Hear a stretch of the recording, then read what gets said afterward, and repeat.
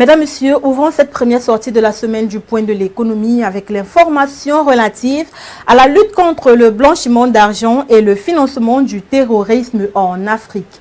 5 millions de dollars, c'est la somme que recevra le projet dénommé « Renforcement des capacités sur la lutte contre le blanchiment d'argent et le financement du terrorisme dans les États en transition » membre du GIABA, du groupe de la Banque africaine de développement pour lutter efficacement contre le blanchiment d'argent et le financement du terrorisme en Afrique.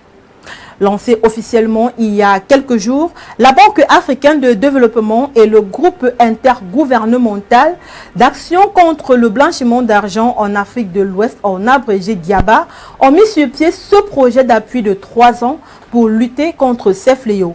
Le projet contribuera à la résilience dans la région de l'Afrique de l'Ouest en améliorant les régimes de lutte contre le blanchiment d'argent et le financement du terrorisme et en développant les capacités des États membres du GIABA avec un accent mis en particulier sur les pays en transition. Ce dont complète les engagements stratégiques et opérationnels du groupe de la banque au niveau national et régional. Il s'aligne également sur la politique et son plan d'action pour la prévention des flux financiers illicites, ainsi que sur la stratégie du groupe de la banque pour la gouvernance économique en Afrique. Parlons de digitalisation du secteur agricole au Cameroun avec l'entreprise française Amaya qui veut accompagner 500 000 acteurs agricoles.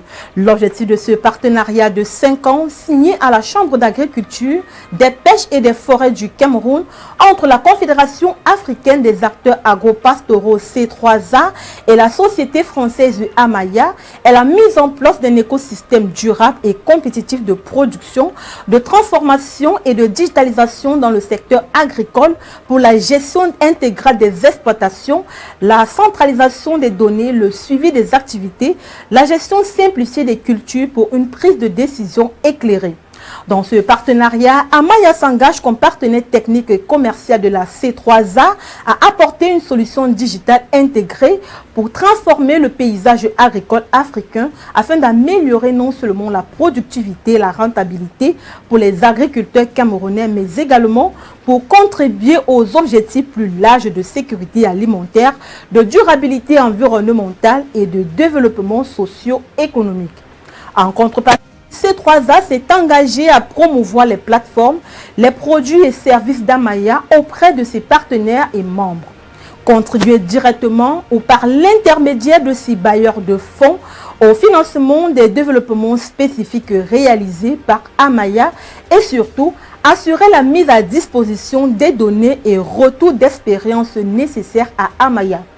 Le dit partenariat devrait aboutir à l'accompagnement des programmes agroalimentaires grâce à la plateforme digitale Amaya qui ont pour objectif ultime une autosuffisance alimentaire sur 3 ans pour 500 000 acteurs agricoles. Parlons à présent de transport maritime dans ce point de l'économie avec la ligne fluvio-maritime Cameroun-Guinée équatoriale. Selon le communiqué publié par l'ambassadeur du Cameroun en Guinée équatoriale désiré Jean-Claude Owono Mengele, le voyage inaugural de cette ligne maritime est prévu le 26 avril 2024 au départ de Malabo pour Douala et le retour à Malabo est prévu le 28 avril 2024. D'après la grille tarifaire, les voyageurs qui vont solliciter se rendre à Malabo ou à Douala devront débourser chacun 80 000 francs CFA en classe économique, 85 000 francs CFA en classe affaires et 90 000 francs en première classe. Pour plus de confort, une suite VIP simple à 120 000 francs CFA, une suite VIP complète à 135 000 francs et une suite familiale de 2 chambres à 200 000 francs CFA a été mise à la disposition des clients. Pour le voyage inaugural, une promotion spéciale à 120 000 francs CFA aller-retour en classe économique, 125 000 francs CFA aller-retour en classe affaires et 130 000 francs CFA aller-retour en première classe est offerte.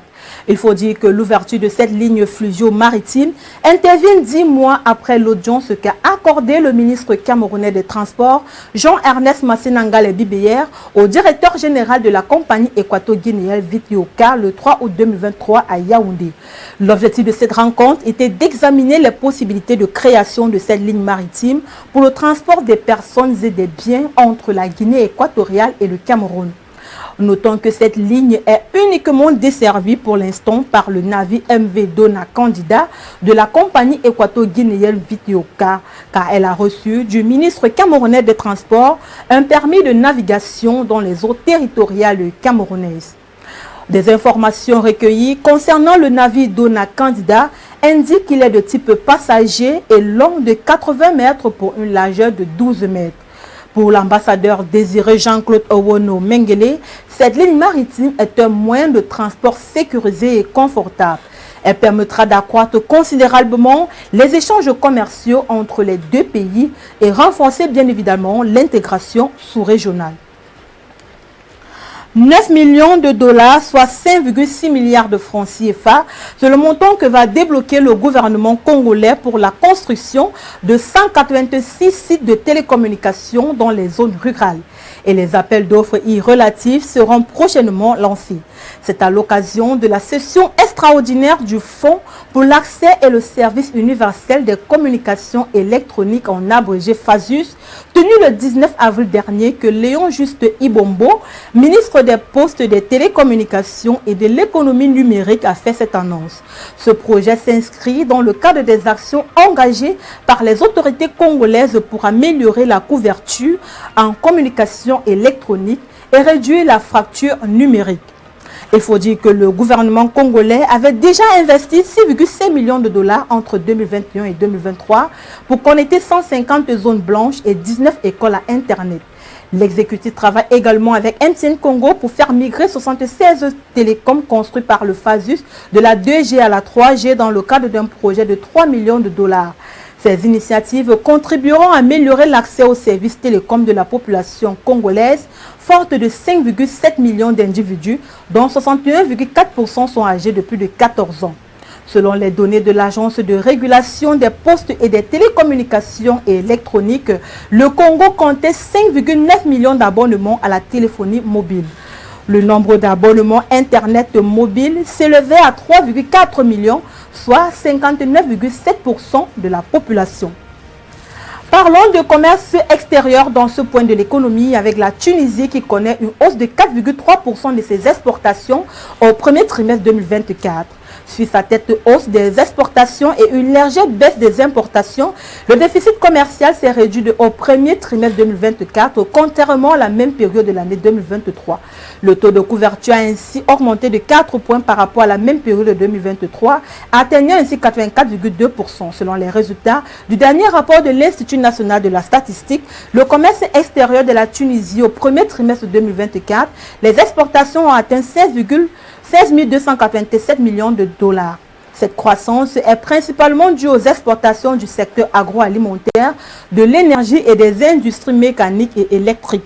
Cependant, les exportations du secteur des mines, phosphates et dérivés ont chuté de 21,9%, tandis que celles des textiles, habillements et cuir ont diminué de 10,3%. Mesdames, Messieurs, c'est ici que se referme ce point de l'économie. Merci de l'avoir suivi. Les programmes sont en continu sur nos différents supports numériques. À très bientôt.